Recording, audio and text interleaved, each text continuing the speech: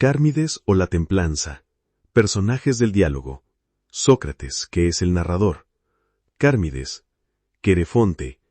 Critias. Escena. La palestra de Taurias, que está cerca del pórtico del Arconte Rey.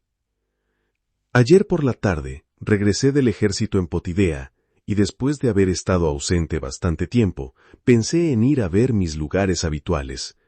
Así que fui a la palestra de Taurias, que está enfrente del templo contiguo al pórtico del Arconte Rey, y allí encontré a varias personas, a la mayoría de las cuales conocía, pero no a todas. Mi visita fue inesperada, y tan pronto como me vieron entrar, me saludaron desde lejos por todas partes, y Querefonte, que es una especie de loco, se levantó de un salto y corrió hacia mí, agarrándome la mano y diciendo: «¿Cómo escapaste, Sócrates?». Debo explicar que poco antes de que nos fuéramos, había tenido lugar un combate en Potidea, de lo cual las noticias acababan de llegar a Atenas. «Como ves», respondí, «aquí estoy». «Hubo un rumor», dijo, «de que el combate fue muy duro, y que muchos de nuestros conocidos habían caído». «Eso», respondí, «no estuvo lejos de la verdad». «Supongo», dijo, «que estuviste presente». «Así fue». «Pues siéntate, y cuéntanos toda la historia, que hasta ahora solo hemos oído de forma imperfecta». Tomé el lugar que me asignó, junto a Critias, hijo de Calescro, y después de saludarlo a él y al resto de la compañía, les conté las noticias del ejército y respondí a sus diversas preguntas.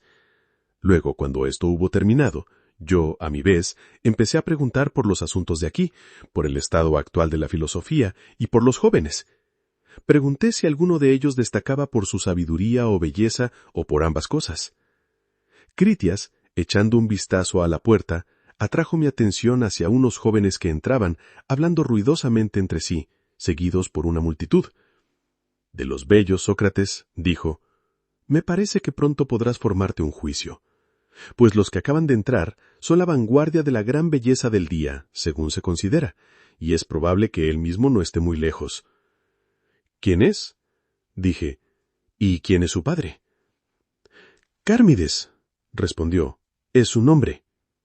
Es mi primo, e hijo de mi tío Glaucón. Creo que tú también lo conoces, aunque no había crecido en el momento de tu partida». «Ciertamente lo conozco», dije, «pues ya entonces era notable, siendo aún niño, y supongo que a estas alturas debe ser casi un joven». «Verás», dijo, «en un momento qué progreso ha hecho y cómo es». Apenas había dicho la palabra cuando entró Cármides. «Ahora bien, amigo mío, sabes que no puedo medir nada, y de lo bello soy simplemente una medida como una línea blanca lo es del yeso, pues casi todas las personas jóvenes me parecen bellas. Pero en aquel momento, cuando lo vi entrar, confieso que quedé completamente asombrado por su belleza y estatura. El mundo entero parecía estar enamorado de él. Reinaban el asombro y la confusión cuando entró, y le seguía una multitud de admiradores. Que hombres adultos como nosotros hubieran sentido así no era sorprendente, pero observé que había el mismo sentimiento entre los muchachos. Todos ellos, hasta el niño más pequeño, se voltearon y lo miraron como si hubiera sido una estatua. Querefonte me llamó y dijo: «¿Qué te parece, Sócrates? ¿No tiene un rostro hermoso?». «Bellísimo», dije. «Pero nada te parecería su rostro», respondió, «si pudieras ver su cuerpo desnudo. Es absolutamente perfecto». Y a esto todos estuvieron de acuerdo. «Por Heracles», dije, «nunca hubo tal de Chambros si solo tiene una pequeña adición más». «¿Cuál es esa?», dijo Critias. «Si tiene un alma noble». «Y siendo de tu casa, Critias, cabe esperar que la tenga». «Es tan bello y bueno por dentro como por fuera», respondió Critias. «Entonces, antes de ver su cuerpo, ¿no deberíamos pedirle que nos muestre su alma desnuda y sin disfraz? Tiene la edad justa en la que le gustará hablar». «Así es», dijo Critias, «y puedo decirte que ya es un filósofo, y también un poeta. No solo en su propia opinión, sino en la de otros». «Esa, querido Critias», respondí, «es una distinción que ha estado en tu familia desde hace mucho tiempo, y que has heredado de Solón. Pero, ¿por qué no lo llamas y nos lo muestras? pues aunque fuera más joven de lo que es, no habría nada impropio en que hablara con nosotros en tu presencia, que eres su tutor y curador. Muy bien, dijo, entonces lo llamaré. Y volviéndose al sirviente dijo, llama a Cármides y dile que quiero que venga a ver a un médico por la enfermedad de la que me habló antes de ayer. Luego, dirigiéndose de nuevo a mí, añadió, se ha estado quejando últimamente de tener dolor de cabeza al levantarse por la mañana. Ahora bien, ¿por qué no le haces creer que conoces una cura para el dolor de cabeza? ¿Por qué no? Dije, ¿pero vendrá? Seguro que viene, respondió. Vino como se le había mandado, y se sentó entre Critias y yo. Se produjo una gran hilaridad, porque todos empujaban con ahínco a su vecino para hacerse un sitio a su lado, hasta que en los dos extremos de la fila uno tuvo que levantarse y el otro fue tumbado de lado. Yo, amigo mío, empezaba a sentirme incómodo. Mi anterior y audaz confianza en mis habilidades para conversar con él se había desvanecido, y cuando Critias le dijo que yo era la persona que tenía la cura, me miró de una manera tan indescriptible y estaba a punto de hacer una pregunta. Y en aquel momento, toda la gente de la palestra se apiñó a nuestro alrededor y, vaya por Dios, vislumbré el interior de su vestimenta y me prendió la llama. Entonces ya no pude contenerme. Pensé en qué bien entendía Sidias la naturaleza del amor, cuando al hablar de un joven hermoso, advierte a alguien que no ponga la cría de ciervo a la vista del león para que la devore, pues sentí que había sido vencido por una especie de apetito de fiera. Pero me controlé, y cuando me preguntó si sabía la cura del dolor de cabeza, respondí, aunque con esfuerzo, que sí sabía. ¿Y cuál es?, dijo. Respondí que era una especie de hoja, que requería ir acompañada de un conjuro, y si una persona repetía el conjuro al mismo tiempo que usaba la cura, quedaría sanada, pero que sin el conjuro la hoja no serviría de nada. Entonces escribiré el conjuro al dictado, dijo. ¿Con mi consentimiento?, dije. ¿O sin mi consentimiento? Con tu consentimiento, Sócrates, dijo, riendo. Muy bien, dije. ¿Y estás completamente seguro de que sabes mi nombre? Debo conocerte, respondió, pues se habla mucho de ti entre mis compañeros, y recuerdo haberte visto cuando era niño en compañía de mi primo Critias. Me alegro de que me recuerdes, dije, pues ahora me sentiré más cómodo contigo y podré explicar mejor la naturaleza del conjuro, sobre lo cual antes sentía dificultad. Pues el conjuro hará más, Cármides, que solo curar el dolor de cabeza. Me atrevo a decir que has oído a médicos eminentes decir a un paciente que acude a ellos con problemas en los ojos, que no pueden curar sus ojos por sí solos, sino que si sus ojos deben ser curados, debe tratarse la cabeza. Y luego dicen también que pensar en curar solo la cabeza y no también el resto del cuerpo es el colmo de la necedad. Y razonando de esta manera, aplican sus métodos a todo el cuerpo e intentan tratar y curar el todo y la parte juntos. ¿Observaste alguna vez que esto es lo que dicen? Sí, dijo. Y tienen razón, y estarías de acuerdo con ellos. Sí, dijo. Ciertamente estaría de acuerdo. Sus respuestas aprobatorias me tranquilizaron, y gradualmente comencé a recuperar la confianza, y el calor vital regresó. Tal es, Cármides, dije, la naturaleza del conjuro, que aprendí cuando servía en el ejército de uno de los médicos del rey Tracio, Samolsis, de quienes se dice que son tan hábiles que incluso pueden otorgar la inmortalidad. Este Tracio me dijo que en estas nociones suyas que acabo de mencionar, los médicos griegos tienen mucha razón hasta cierto punto. Pero Samolsis, añadió, nuestro rey, que también es un dios, dice además, que así como no se debe intentar curar los ojos sin la cabeza, ni la cabeza sin el cuerpo, tampoco se debe intentar curar el cuerpo sin la alma. Y esta, dijo, es la razón por la que la cura de muchas enfermedades es desconocida para los médicos de la Hélade porque ignoran el todo, que también debe ser estudiado, pues la parte nunca puede estar bien a menos que el todo esté bien, pues todo bien y todo mal, ya sea en el cuerpo o en la naturaleza humana, se origina, como declaró, en la alma, y desde ahí se desborda como de la cabeza a los ojos. Y, por lo tanto, si la cabeza y el cuerpo deben estar bien, debes empezar por curar la alma. Esa es la primera cosa. Y la cura, querido joven, debe efectuarse mediante el uso de ciertos conjuros, y estos conjuros son palabras hermosas, y por ellas la templanza es implantada en la alma, y donde hay templanza, la salud se comunica rápidamente, no solo a la cabeza, sino a todo el cuerpo. Y el que me enseñó la cura y el conjuro al mismo tiempo, añadió una instrucción especial. Que nadie, dijo, te persuada a curar la cabeza, hasta que primero te haya entregado su alma para ser curada por el conjuro, pues este, dijo, es el gran error de nuestro tiempo en el tratamiento del cuerpo humano, que los médicos separan el alma del cuerpo. Y añadió con énfasis, haciéndome jurar al mismo tiempo sobre sus palabras, que nadie, por muy rico o noble o hermoso que sea, te persuada a darle la cura sin el conjuro. Ahora he jurado, y debo cumplir mi juramento, y por lo tanto, si me permites aplicar primero el conjuro tracio a tu alma, como indicó el forastero, procederé después a aplicar la cura a tu cabeza, pero si no, no sé qué haré contigo, querido Cármides. Critias, al oír esto, dijo, el dolor de cabeza será una ganancia inesperada para mi joven pariente, si el dolor en su cabeza le obliga a mejorar su mente. Y puedo decirte, Sócrates, que Cármides no solo sobresale en belleza entre sus iguales, sino también en esa cualidad que otorga el conjuro. Y esta, como dices, es la templanza. Sí, dije. Entonces déjame decirte que es el más templado de los seres humanos, y para su edad no es inferior a nadie en ninguna cualidad. Sí, dije.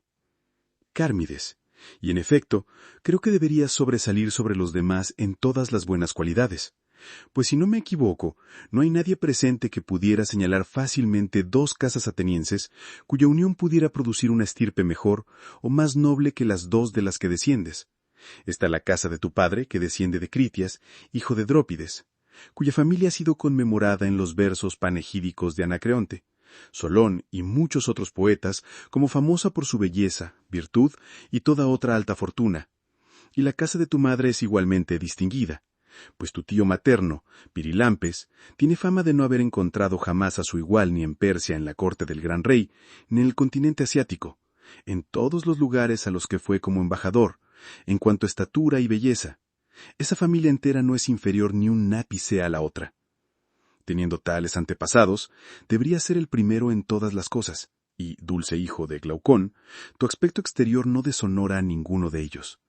Si a la belleza añades la templanza, y si en otros aspectos eres lo que Critias dice que eres, entonces, querido Cármides, bienaventurado seas por ser hijo de tu madre. Y aquí está la cuestión, pues si, como él declara, ya posees este don de la templanza, y eres suficientemente templado, en ese caso no tienes necesidad de conjuro alguno, ni de Samolxis, ni de Ávaris el hiperbóreo, y puedo darte la cura para la cabeza de inmediato, pero si aún no has adquirido esta cualidad, debo usar el conjuro antes de darte la medicina. Por favor, infórmame, por lo tanto, si admites la verdad de lo que Critias ha estado diciendo. ¿Tienes o no tienes esta cualidad de la templanza? Cármides se ruborizó, y el rubor realzó su belleza, pues la modestia sienta bien en la juventud. Luego dijo con mucha ingenuidad que realmente no podía responder de inmediato, ni sí ni no, a la pregunta que yo le había hecho. Pues dijo, si afirmo que no soy templado, eso sería algo extraño que dijera de mí mismo, y también desmentiría a Critias y a muchos otros que piensan, como él te dice, que soy templado. Pero por otro lado, si digo que sí lo soy, tendré que alabarme a mí mismo, lo cual sería descortés, y por lo tanto, no sé cómo responderte. Le dije que esa era una respuesta natural, Cármides, y creo que tú y yo debemos investigar juntos si tienes o no esta cualidad sobre la que pregunto. Y entonces no te verás obligado a decir lo que no quieres, ni yo seré un médico imprudente. Por lo tanto, si te place, compartiré la investigación contigo, pero no te insistiré si prefieres no hacerlo. No hay nada que me gustaría más, dijo, y por lo que a mí respecta, puedes proceder de la manera que creas mejor. Creo, dije, que sería mejor empezar haciéndote una pregunta, pues si la templanza reside en ti, debes tener una opinión sobre ella, debe dar alguna indicación de su naturaleza y cualidades, que te permitan formarte una idea de ella. ¿No es así? Sí, dijo, creo que eso es cierto. Conoces tu lengua materna, dije, y por lo tanto debes ser capaz de decir lo que sientes al respecto. Ciertamente, dijo. Para que yo pueda entonces formarme una conjetura sobre si la templanza reside en ti o no, dime, dije, ¿Qué es la templanza, en tu opinión? Al principio dudó, y se mostró muy reacio a responder. Luego dijo que pensaba que la templanza era hacer las cosas de forma ordenada y tranquila, cosas como caminar por la calle y hablar, o cualquier otra cosa de esa naturaleza. En una palabra, dijo, respondería que, en mi opinión, la templanza es quietud. Tienes razón, Cármides, dije. Sin duda algunos afirmarían que los tranquilos son los templados. Pero veamos si estas palabras tienen algún sentido. Y primero, dime si no reconocerías que la templanza pertenece a la clase de lo noble y lo bueno. Sí. Pero, ¿qué es mejor, cuando estás en casa del maestro de escritura, escribir las mismas letras rápido o tranquilamente? Rápido. ¿Y leer rápido o despacio? Rápido, de nuevo. ¿Y al tocar la lira o en la lucha, la rapidez o la agudeza son mucho mejores que la quietud y la lentitud? Sí. ¿Y lo mismo ocurre en el boxeo y en el pancracio? Ciertamente. ¿Y en el salto y en la carrera y en los ejercicios corporales en general? ¿La rapidez y la agilidad son buenas? ¿La lentitud, la inactividad y la quietud son malas? Eso es evidente. Entonces, dije, en todas las acciones corporales, no la quietud, sino la mayor agilidad y rapidez es lo más noble y lo mejor? Sí, ciertamente. ¿Y es la templanza un bien? Sí. Entonces, en referencia al cuerpo, no la quietud, sino la rapidez, ¿será el mayor grado de templanza si la templanza es un bien? ¿Verdad? Dijo. ¿Y qué? Dije, ¿es mejor? ¿La facilidad para aprender o la dificultad para aprender? La facilidad. Sí, dije. ¿Y la facilidad para aprender es aprender rápido? ¿Y la dificultad para aprender es aprender tranquila y lentamente? ¿Verdad? ¿Y no es mejor enseñar a otro rápida y enérgicamente en lugar de tranquila y lentamente? Sí. ¿Y qué es mejor, recordar y rememorar rápida y fácilmente o tranquila y lentamente? Lo primero. ¿Y no es la sagacidad una rapidez o inteligencia del alma y no una quietud? ¿Verdad? ¿Y no es mejor entender lo que se dice, ya sea en casa del maestro de escritura o del maestro de música o en cualquier otro lugar, no lo más tranquilamente posible, sino lo más rápidamente posible? Sí. ¿Y en las investigaciones o deliberaciones del alma, no el más tranquilo, supongo, y el que con dificultad delibera y descubre, es considerado digno de elogio, sino el que lo hace con mayor facilidad y rapidez? Completamente cierto, dijo. Y en todo lo que concierne tanto al cuerpo como al alma, ¿la velocidad y la actividad son claramente mejores que la lentitud y la quietud? Claramente lo son. Entonces, la templanza no es quietud, ni la vida templada es tranquila, ciertamente no según este punto de vista, pues se supone que la vida que es templada es la buena.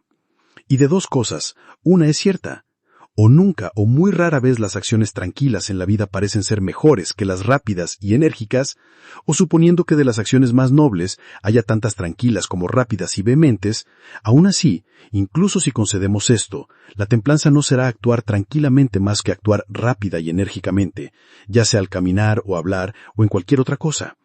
Ni la vida tranquila será más templada que la inquieta, viendo que hemos admitido que la templanza es algo bueno y noble, y se ha demostrado que los rápidos son tan buenos como los tranquilos. Creo, dijo Sócrates, que tienes razón. Entonces, una vez más, Cármides, dije, fija tu atención y mira dentro de ti. Considera el efecto que la templanza tiene sobre ti y la naturaleza de aquello que produce el efecto. Reflexiona sobre todo esto y como un joven valiente, dime, ¿qué es la templanza?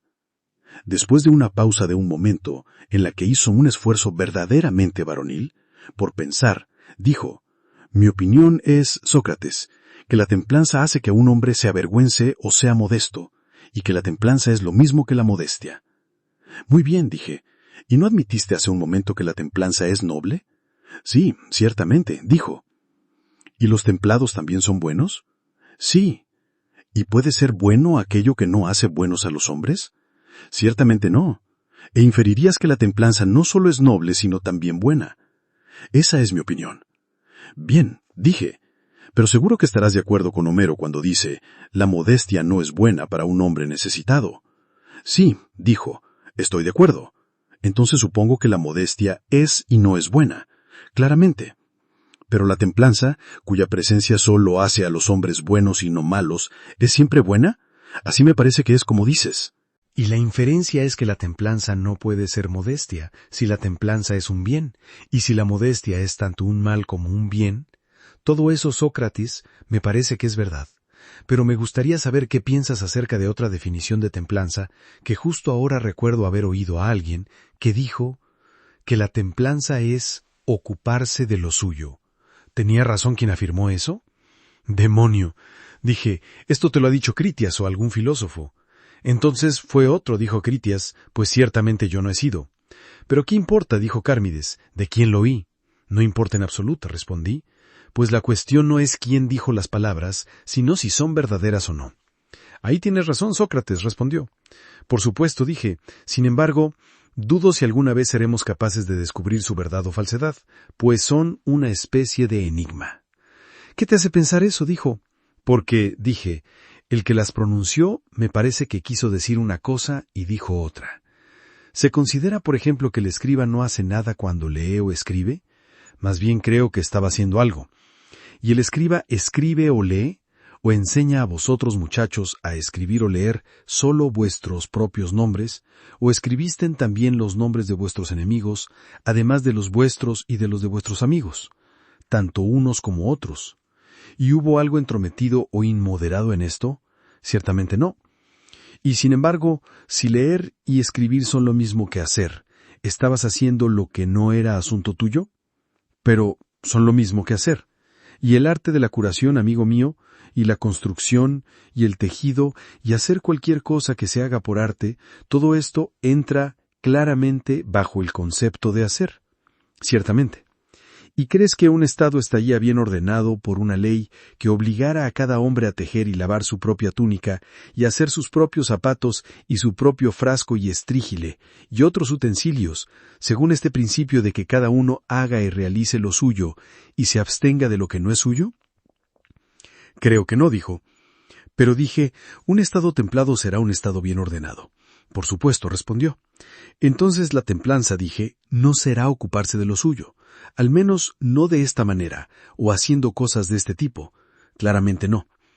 Entonces, como acabo de decir, quien declaró que la templanza es que un hombre se ocupe de lo suyo, tenía otro significado, oculto, pues no creo que pudiera haber sido tan tonto como para querer decir esto. ¿Era un tonto el que te lo dijo, Cármides? —¿Qué va? —respondió. Ciertamente le tuve por un hombre muy sabio. Entonces estoy completamente seguro de que expuso su definición como un enigma, pensando que nadie sabría el significado de las palabras ocuparse de lo suyo. Supongo que sí, respondió. ¿Y cuál es el significado de que un hombre se ocupe de lo suyo? ¿Puedes decírmelo? Ciertamente no. Y no me extrañaría que el mismo hombre que usó esta frase no entendiera lo que decía. Al decir esto, se rió con disimulo y miró a Critias. Critias hacía tiempo que mostraba inquietud, pues sentía que tenía una reputación que mantener ante Cármides y el resto de la compañía. Sin embargo, hasta entonces se había logrado contener, pero ahora ya no pudo refrenarse, y estoy convencido de la verdad de la sospecha que tuve en aquel momento de que Cármides había oído esta respuesta sobre la templanza a Critias, y Cármides, que no quería responder él mismo, sino hacer que respondiera Critias, intentó incitarlo. Siguió señalando que había sido refutado, ante lo cual Critias se enfadó y pareció, según pensé, inclinado a reñir con él, justo como un poeta podría reñir con un actor que estropeara sus poemas al recitarlos. Así que le miró fijamente y dijo: ¿Imaginas, Cármides, que el autor de esta definición de la templanza no entendía el significado de sus propias palabras porque tú no las entiendes? Pues a su edad, dije, excelentísimo Critias, difícilmente se puede esperar que entienda, pero tú que eres mayor y has estudiado, se puede suponer que sabes bien su significado.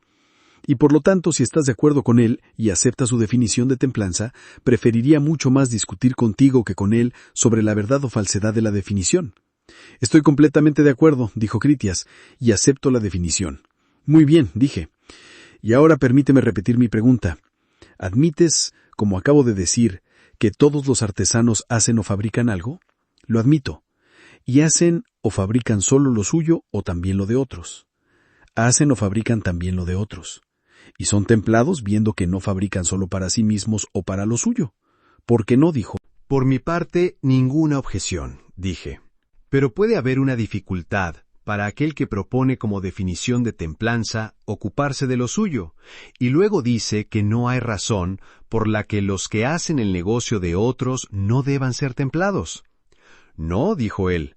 ¿Acaso admití alguna vez que los que hacen el negocio de otros son templados? Dije, los que fabrican, no los que hacen. ¿Qué? Pregunté. ¿Quieres decir que hacer y fabricar no son lo mismo? No más, respondió, de lo que fabricar o trabajar son lo mismo. Esto lo aprendí de Hesíodo, que dice, y el trabajo no es deshonra. Ahora bien, ¿imaginas que si se hubiera referido al trabajo y al hacer a las cosas que tú describías, habría dicho que no había deshonra en ellas? Por ejemplo, en la fabricación de zapatos, o en la venta de encurtidos, o en sentarse a sueldo en una casa de mala fama. Eso, Sócrates, no se puede suponer. Pero concibo que distinguió fabricar de hacer y trabajo. Y, aunque admitía que fabricar algo podía a veces ser una deshonra cuando la ocupación no era honorable, creía que el trabajo nunca era deshonra en absoluto. Pues a las cosas nobles y útilmente fabricadas las llamó trabajos, y a tales fabricaciones las llamó trabajos y haceres, y se debe suponer que llamó ocupación propia del hombre solo a tales cosas, y lo que es perjudicial, no su ocupación. Y en ese sentido, se puede suponer razonablemente que Hesíodo, y cualquier otro hombre sabio, llama sabio a quien hace su propio trabajo. Oh, Critias, dije, tan pronto como abriste la boca, supe bastante bien que llamarías bueno a aquello que es propio del hombre y a aquello que es suyo, y que llamarías acciones a las fabricaciones de lo bueno, pues no soy ajeno a las infinitas distinciones que Pródico establece sobre los nombres. Ahora bien, no tengo objeción a que des a los nombres cualquier significado que te plazca, con tal de que me digas lo que quieres decir con ellos. Por favor, pues, empieza de nuevo y sé un poco más claro. ¿Quieres decir que este hacer o fabricar, o como quiera que sea la palabra que quieras usar, de las acciones buenas, es la templanza? Así es, dijo. Entonces, no el que hace el mal, sino el que hace el bien, ¿es templado? Sí, dijo. Y tú, amigo, estarías de acuerdo. No importa si yo estaría de acuerdo o no. Ahora mismo la cuestión no es lo que yo pienso, sino lo que tú dices. Bien, respondió, quiero decir que el que hace el mal y no el bien no es templado. Y es templado el que hace el bien y no el mal, pues defino la templanza en palabras sencillas como el hacer acciones buenas. Y es muy probable que tengas razón en lo que dices, pero tengo curiosidad por saber si imaginas que los hombres templados ignoran su propia templanza. No lo creo, dijo. Y sin embargo, ¿no estabas diciendo hace un momento que los artesanos podían ser templados tanto al hacer el trabajo de otro como al hacer su propio trabajo?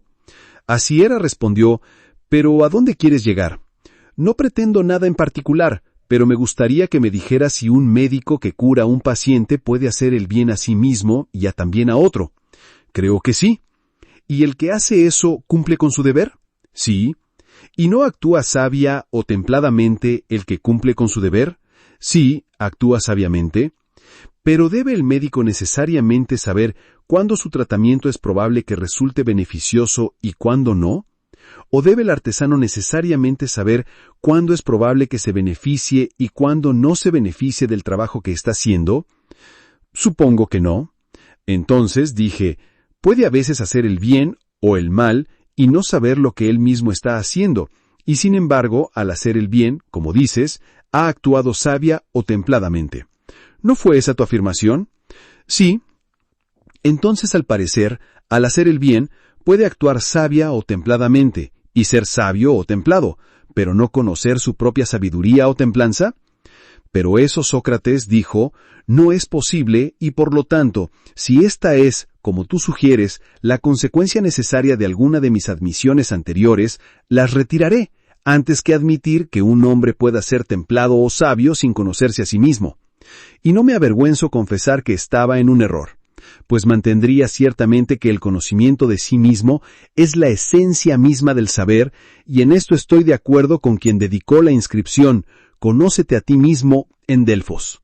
Esa palabra, si no me equivoco, está puesta allí como una especie de saludo que el Dios dirige a los que entran en el templo, como queriendo decir que el saludo ordinario de salve no es correcto y que la exhortación, sé templado, sería una forma mucho mejor de saludarse unos a otros. La idea del que dedicó la inscripción era, creo, que el Dios habla a los que entran en su templo no como hablan los hombres, sino que, cuando un adorador entra, la primera palabra que oye es sé templado. Esto, sin embargo, como un profeta lo expresa en una especie de enigma, pues conócete a ti mismo y sé templado son lo mismo, como yo sostengo, y como las letras sugieren, y sin embargo pueden ser fácilmente malentendidas, y sabios posteriores que añadieron nada en exceso o asegura y el mal está cerca, parecerían haberlas malentendido de esa manera, pues imaginaron que conócete a ti mismo era un consejo que el Dios daba, y no su saludo a los adoradores al entrar por primera vez, y dedicaron su propia inscripción con la idea de que ellos también darían consejos igualmente útiles. ¿Quieres que te diga, Sócrates, por qué digo todo esto? Mi objetivo es dejar la discusión anterior, en la que no sé si tú o yo tenemos más razón, pero, en cualquier caso, no se alcanzó un resultado claro, y plantear una nueva en la que intentaré demostrar, si lo niegas, que la templanza es conocimiento de sí misma.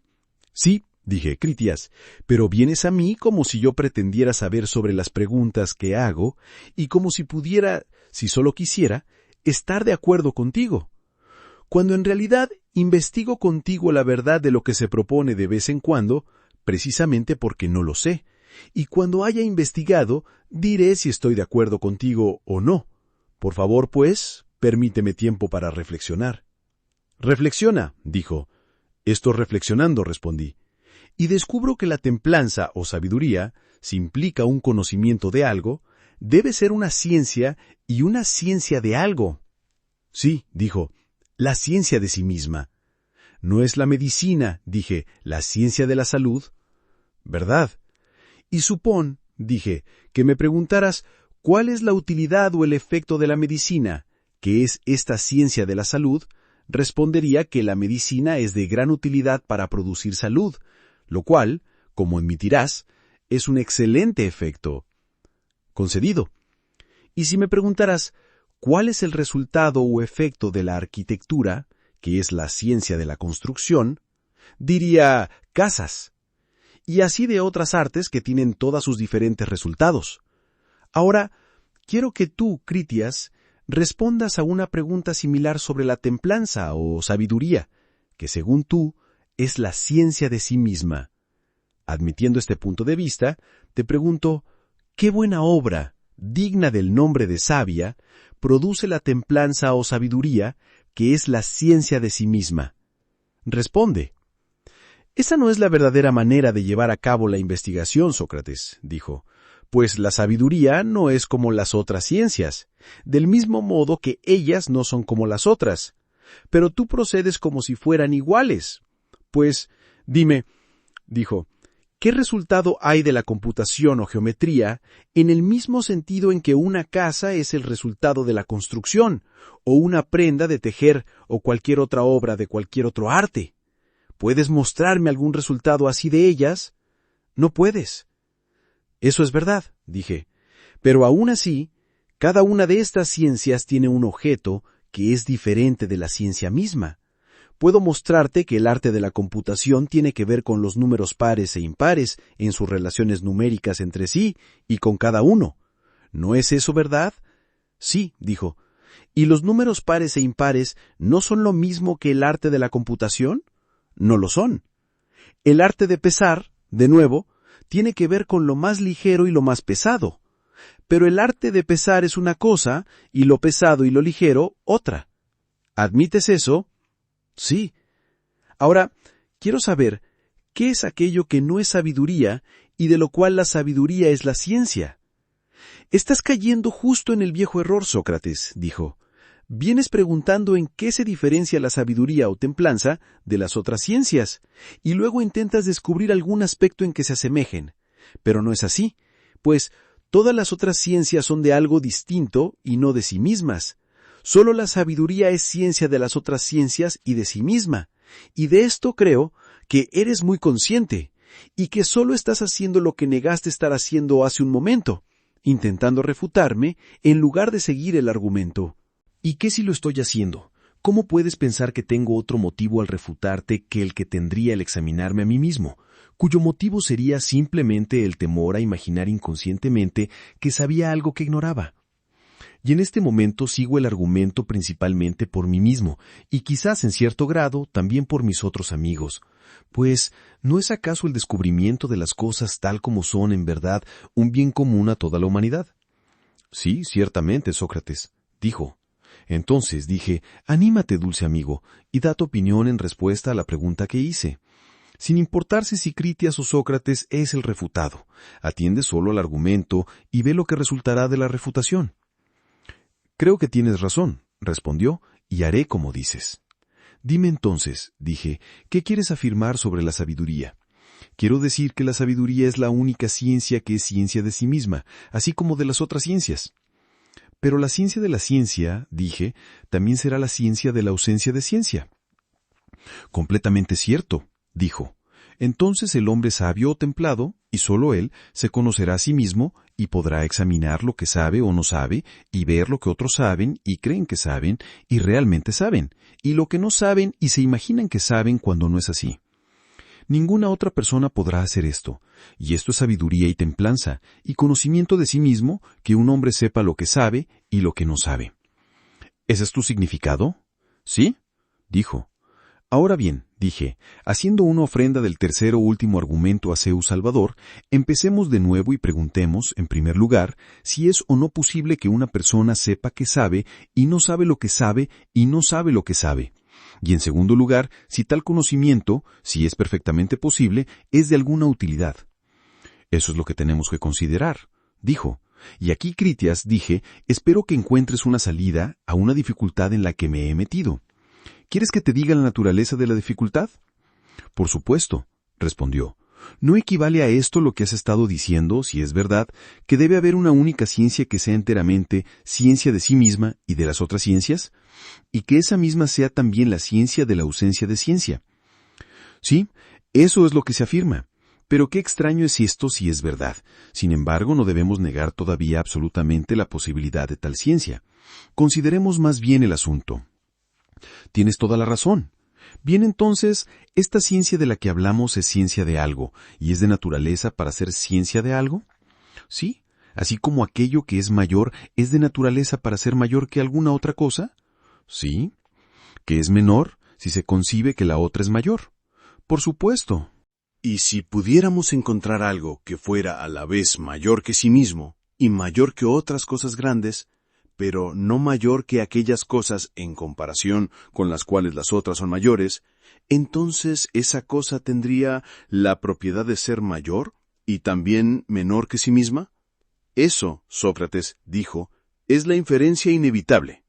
O si hay un doble que es doble de sí mismo y de otros dobles, estos serán mitades, pues lo doble es relativo a la mitad. Eso es verdad. Y aquello que es mayor que sí mismo también será menor, y aquello que es más pesado también será más ligero, y aquello que es más viejo también será más joven. Y lo mismo ocurre con otras cosas.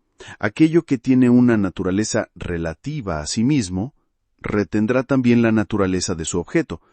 Quiero decir, por ejemplo, que el oído es, como decimos, de sonido o voz. ¿Es eso verdad? ¿Sí? Entonces, si el oído se oye a sí mismo, debe oír una voz, pues no hay otra manera de oír. Ciertamente. Y la vista también, excelentísimo amigo. Si se ve a sí misma, debe ver un color, pues la vista no puede ver aquello que no tiene color. No. Notas, Critias, que en varios de los ejemplos que se han citado, la noción de una relación consigo mismo es totalmente inadmisible, y en otros casos, apenas creíble. Inadmisible, por ejemplo, en el caso de magnitudes, números y cosas por el estilo. Completamente cierto.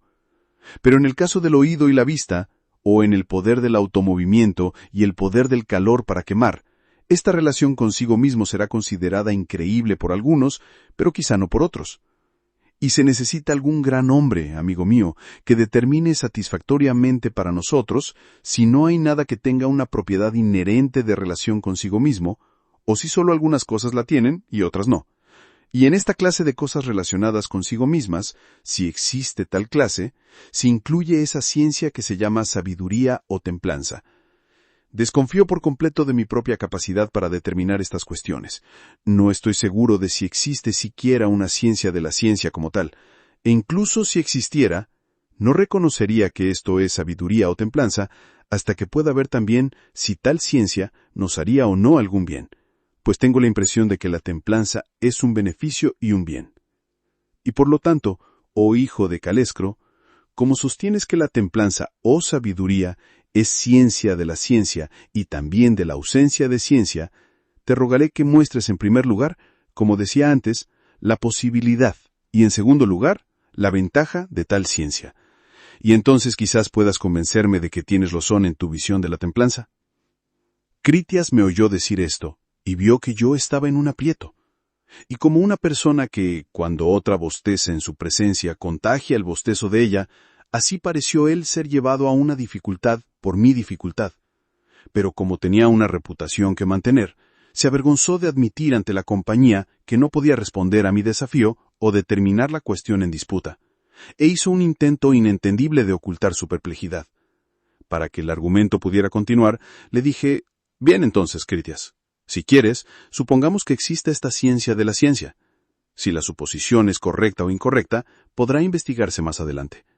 Admitiendo su existencia, me dirás cómo esta ciencia nos permite distinguir lo que sabemos de lo que no sabemos, que, como decíamos, es conocimiento de sí mismo o sabiduría. Así decíamos. Sí, Sócrates, dijo. Y eso creo que es ciertamente verdad, pues el que tiene esta ciencia o conocimiento que se conoce a sí mismo, se volverá como el conocimiento que posee. Del mismo modo que el que tiene rapidez será rápido, y el que tiene belleza será hermoso, y el que tiene conocimiento sabrá. Del mismo modo, el que tiene ese conocimiento que se conoce a sí mismo, se conocerá a sí mismo. No dudo, dije, que un hombre se conocerá a sí mismo cuando posea aquello que tiene conocimiento de sí. Pero ¿qué necesidad hay de que, teniendo esto, sepa lo que sabe y lo que no sabe? Porque Sócrates son lo mismo. Es muy probable, dije, pero sigo estando tan estúpido como siempre, pues no logro comprender cómo este saber lo que sabes y no sabes es lo mismo que el conocimiento de sí mismo. ¿Qué quieres decir?, dijo.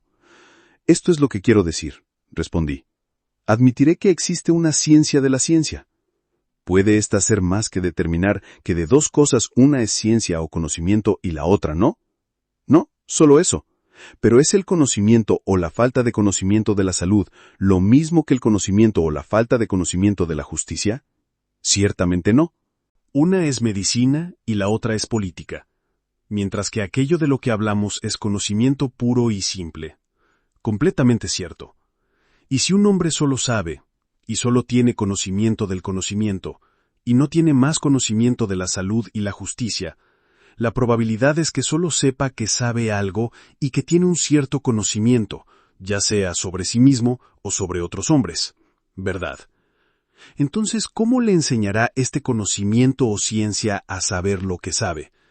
Digamos que sabe de salud, no la sabiduría o la templanza, sino el arte de la medicina se lo ha enseñado, y ha aprendido armonía del arte de la música y construcción del arte de la construcción. Ninguna de las dos, de la sabiduría o la templanza, y lo mismo ocurre con otras cosas. Eso es evidente. ¿Cómo la sabiduría, considerada solo como conocimiento del conocimiento o ciencia de la ciencia, le enseñará alguna vez que sabe de salud o que sabe de construcción? Es imposible. Entonces el que ignora estas cosas solo sabrá que sabe, pero no lo que sabe. ¿Verdad? Entonces la sabiduría o ser sabio parece ser no el conocimiento de las cosas que sabemos o no sabemos, sino solo el conocimiento de que sabemos o no sabemos. Esa es la inferencia. Entonces, el que tiene este conocimiento no podrá examinar si un impostor sabe o no sabe aquello que dice que sabe. Solo sabrá que tiene un conocimiento de algún tipo. ¿Pero la sabiduría no le mostrará de qué es el conocimiento? Claramente no. tampoco podrá distinguir al impostor en medicina del verdadero médico, ni entre cualquier otro verdadero y falso profesor de conocimiento. Consideremos el asunto de esta manera. Si el hombre sabio o cualquier otro hombre quiere distinguir al verdadero médico del falso, ¿cómo procederá? No le hablará de medicina, y eso, como decíamos, es lo único que el médico entiende. ¿Verdad? Y por otro lado, el médico no sabe nada de ciencia, en general, pues se ha supuesto que esta es la provincia de la sabiduría, ¿verdad? Y además, puesto que la medicina es ciencia, debemos inferir que él, el hombre sabio, no sabe nada de medicina. Exacto. Entonces, el hombre sabio puede de hecho saber que el médico tiene algún tipo de ciencia o conocimiento, pero cuando quiera descubrir la naturaleza de esto, preguntará, ¿cuál es la materia? Pues las diversas ciencias se distinguen no por el mero hecho de que sean ciencias, sino por la naturaleza de sus objetos. ¿No es eso verdad? Completamente cierto. ¿Y la medicina se distingue de otras ciencias por tener como materia la salud y la enfermedad? Sí. Y quien quiere investigar la naturaleza de la medicina debe seguir la investigación sobre la salud y la enfermedad, y no sobre lo que es ajeno. ¿Verdad? Y quien juzga correctamente juzgará al médico como médico en lo que se refiere a estas cosas. Así lo hará. Considerará si lo que dice es verdad y si lo que hace es correcto, en relación con la salud y la enfermedad. Así lo hará. ¿Pero puede alguien alcanzar el conocimiento de cualquiera de estas cosas a menos que tenga conocimiento de medicina? No puede. Nadie en absoluto, al parecer, excepto el médico, puede tener este conocimiento, y por lo tanto no el hombre sabio. Tendría que ser médico además de hombre sabio. Completamente cierto. Entonces, ciertamente la sabiduría o templanza, si es solo una ciencia de la ciencia y de la ausencia de ciencia o conocimiento, no podrá distinguir al médico que sabe de aquel que no sabe pero pretende o cree saber, o a cualquier otro que profese algo en absoluto. Como cualquier otro artista, solo conocerá a su compañero de arte o sabiduría y a nadie más. Eso es evidente, dijo. Pero entonces, ¿qué provecho, Critías, dije, hay ahora en la sabiduría o templanza que aún queda, si esto es sabiduría? Si en efecto, como suponíamos al principio, el hombre sabio hubiera sido capaz de distinguir lo que sabía de lo que no sabía, y que sabía lo uno y no lo otro, y de reconocer una facultad de discernimiento similar en otros, ciertamente habría habido una gran ventaja en ser sabio, pues entonces nunca nos habríamos equivocado, sino que habríamos pasado por la vida siendo guías infalibles de nosotros mismos y de aquellos que están bajo nosotros, y no habríamos intentado hacer lo que no sabíamos, sino que habríamos encontrado a los que sí sabían y les habríamos encargado el asunto y confiado en ellos, ni habríamos permitido a aquellos que estaban bajo nosotros hacer algo que probablemente no harían bien, y es probable que hicieran bien precisamente aquello de lo que tenían conocimiento, y el estado que fuera ordenado o administrado bajo la guía de la sabiduría, y todo lo demás de lo que la sabiduría fuera señora, habría estado bien ordenado, pues guiados por la verdad, y habiendo eliminado el error, en todas sus acciones, los hombres habrían actuado bien y habrían sido felices. ¿No era esto, Critías, lo de lo que hablábamos como la gran ventaja de la sabiduría? ¿Saber lo que nos es conocido y lo que nos es desconocido? Completamente cierto, dijo. ¿Y ahora percibes, dije, que tal ciencia no se encuentra en ninguna parte? Percibo, dijo. Podemos asumir entonces, dije, que la sabiduría, vista bajo esta nueva luz, simplemente como un conocimiento del conocimiento y la ignorancia, tiene esta ventaja, que el que posee tal conocimiento aprenderá más fácilmente cualquier cosa que aprenda, y que todo le será más claro, porque además del conocimiento de las cosas individuales, ve la ciencia, y esto también le permitirá mejor poner a prueba el conocimiento de otro sobre lo que él mismo sabe, mientras que el investigador que carece de este conocimiento puede suponerse que tiene una percepción más débil y limitada. ¿No son estas, amigo mío, las verdaderas ventajas que se obtienen de la sabiduría? ¿Y no estamos buscando y persiguiendo algo más de lo que se encuentra en ella? Es muy probable, dijo. Es muy probable, dije, y muy probablemente también hemos estado investigando en vano, lo cual me hace inferir porque observo que si esto es sabiduría, seguirían algunas consecuencias extrañas. Asumamos, si quieres, la posibilidad de esta ciencia, de las ciencias, y admitamos y concedamos además, como se sugirió originalmente, que la sabiduría es el conocimiento de lo que sabemos y no sabemos. Aún asumiendo todo esto, después de una mayor consideración, dudo, Critias, si una sabiduría como esta nos haría mucho bien. Pues estábamos equivocados, creo, al suponer, como decíamos hace un momento, que tal sabiduría dirigiendo el gobierno de una casa o un estado sería un gran beneficio. ¿Cómo así?, dijo. Pues bien, dije, estábamos demasiado dispuestos a admitir los grandes beneficios que la humanidad obtendría al hacer cada uno las cosas que sabía y al confiar las cosas que ignoraban a aquellos que las conocían mejor. ¿No tuvimos razón al hacer esa admisión? Creo que no. Qué extraño, Sócrates. Por el perro de Egipto dije, ahí estoy de acuerdo contigo, y precisamente estaba pensando eso hace un momento cuando dije que seguirían consecuencias extrañas, y que temía estar en el camino equivocado, pues por muy dispuestos que estemos a admitir que esto es sabiduría, ciertamente no logro entender qué bien nos hace este tipo de cosa. ¿Qué quieres decir?, dijo. Me gustaría que pudieras explicarme lo que quieres decir. Supongo que lo que digo es una tontería, respondí, y sin embargo, si un hombre tiene algún respeto por sí mismo, no puede dejar que el pensamiento que le viene a la mente pase desapercibido e inexaminado. Eso me gusta, dijo. Escucha pues, dije, mi propio sueño, si viene por la puerta de cuerno o por la de marfil, no lo sé. El sueño es este. Supongamos que la sabiduría es como la estamos definiendo ahora, y que tiene dominio absoluto sobre nosotros. Entonces, cada acción se hará según las artes o ciencias, y nadie que pretenda ser piloto sin serlo, ni médico ni general, ni nadie que finja saber asuntos que ignora, nos engañará ni nos eludirá. Nuestra salud mejorará, nuestra seguridad en el mar y también en la batalla estará asegurada. Nuestras túnicas y zapatos y todos los demás instrumentos y utensilios serán hechos hábilmente, porque los artesanos serán buenos y verdaderos. Sí, y si quieres, puedes suponer que la profecía, que es el conocimiento del futuro, estará bajo el control de la sabiduría, y que ella disuadirá a los engañadores y pondrá en su lugar a los verdaderos profetas como los reveladores del futuro.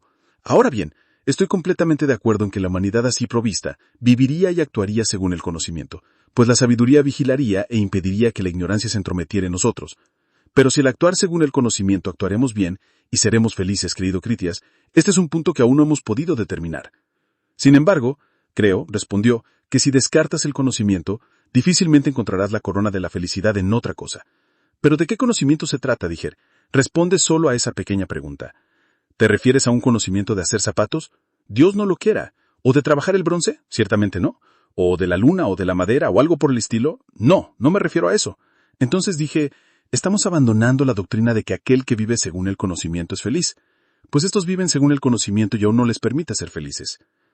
Pero creo que me interesa limitar la felicidad de individuos particulares que viven según el conocimiento, como por ejemplo el profeta que, como decía, conoce el futuro. ¿Hablas de él o de algún otro? Sí, me refiero a él, pero hay otros también. Sí, dije, alguien que conoce el pasado y el presente, así como el futuro, y que no ignora nada. Supongamos que existe tal persona, y si existe, admitirás que es el más sabio de todos los hombres vivos. Ciertamente lo es. Sin embargo, me gustaría saber una cosa más. ¿Cuál de los diferentes tipos de conocimiento lo hace feliz? ¿O todos lo hacen igualmente feliz? No todos por igual, respondió. Pero ¿cuál tiende más a hacerlo feliz? ¿El conocimiento de qué cosa pasada, presente o futura? ¿Puedo inferir que este es el conocimiento del juego de damas? Tontería sobre el juego de damas. ¿O de computación? No. ¿O de salud? Eso está más cerca de la verdad, dijo. Y ese conocimiento que está más cerca de todo, dije, ¿es el conocimiento de qué? El conocimiento con el que discierne el bien y el mal. ¡Demonios!, dije. Me has estado llevando en círculo, y todo este tiempo ocultándome el hecho de que la vida, según el conocimiento, no es lo que hace que los hombres actúen correctamente y sean felices, ni siquiera si el conocimiento incluye todas las ciencias, sino solo una ciencia, la del bien y el mal. Pues déjame preguntarte, Critias, si quitas esto, ¿la medicina no dará salud igualmente? ¿Y la fabricación de zapatos igualmente producirá zapatos? ¿Y el arte del tejedor ropa? ¿Si el arte del piloto no salvará igualmente nuestras vidas en el mar? ¿Y el arte del general en la guerra? Así es. Y sin embargo, querido Critias, ninguna de estas cosas se hará bien o provechosamente si falta la ciencia del bien. ¿Verdad? Pero esa ciencia no es sabiduría ni templanza, sino una ciencia del provecho humano, no una ciencia de otras ciencias o de la ignorancia, sino del bien y el mal. Y si ésta es útil, entonces la sabiduría o templanza no será útil. ¿Y por qué, respondió, no será útil la sabiduría? Pues, por mucho que asumamos que la sabiduría es ciencia de las ciencias y tiene dominio sobre otras ciencias, ciertamente tendrá esta ciencia particular del bien bajo su control, y de esta manera nos beneficiará. ¿Y dará salud la sabiduría? Dije. ¿No es este más bien el efecto de la medicina? ¿O hace la sabiduría el trabajo de alguna de las otras artes? ¿No hace cada una de ellas su propio trabajo? ¿No hemos afirmado hace tiempo que la sabiduría es sólo el conocimiento del conocimiento y de la ignorancia y de nada más? Eso es obvio. Entonces, ¿la sabiduría no será la productora de salud? Ciertamente no. El arte de la salud es diferente. Sí, diferente. Ni la sabiduría da provecho, buen amigo. Pues eso, de nuevo, lo hemos estado atribuyendo hace un momento a otra arte. Completamente cierto. ¿Cómo entonces puede ser ventajosa la sabiduría al no dar ninguna ventaja? Eso, Sócrates, es ciertamente inconcebible. ¿Ves entonces, Critias, que no me equivocaba mucho al temer no tener una idea sólida sobre la sabiduría? Tenía toda la razón al menospreciarme, pues aquello que se admite ser lo mejor de todas las cosas nunca nos habría parecido inútil si yo hubiera sido útil en una investigación. Pero ahora he sido completamente derrotado y no he logrado descubrir qué es aquello a lo que el que impuso los nombres le dio este nombre de templanza o sabiduría. Y sin embargo, hicimos muchos más admisiones de las que razonablemente se podían conceder, pues admitimos que había una ciencia de las ciencias, aunque el argumento dijo no y protestó contra nosotros. Admitimos además que esta ciencia conocía las obras de las otras ciencias, aunque esto también fue negado por el argumento, porque queríamos mostrar que el hombre sabio tenía conocimiento de lo que sabía y de lo que no sabía. Además, ignoramos completamente y ni siquiera consideramos la imposibilidad de que un hombre sepa de alguna manera aquello que no sabe en absoluto, pues nuestra suposición fue que sabe aquello que no sabe, lo cual, a mi parecer, nada puede ser más irracional. Y sin embargo, después de encontrarnos tan fáciles y de buen carácter, la investigación continúa sin ser capaz de descubrir la verdad, sino que se burla de nosotros en gran medida y se ha desviado para demostrar la inutilidad de aquello que admitimos, solo por una especie de suposición y ficción, como la verdadera definición de templanza o sabiduría, lo cual, por lo que a mí se refiere, no es tan lamentable, dije. Pero por ti, Critias, lo siento mucho, que tú, teniendo tanta belleza y tanta sabiduría y templanza de alma, no obtengas ningún provecho o bien en la vida de tu sabiduría y templanza. Y más aún me apena el conjuro que aprendí con tanto esfuerzo, y para tan poco provecho, del Tracio, por una cosa que no vale nada.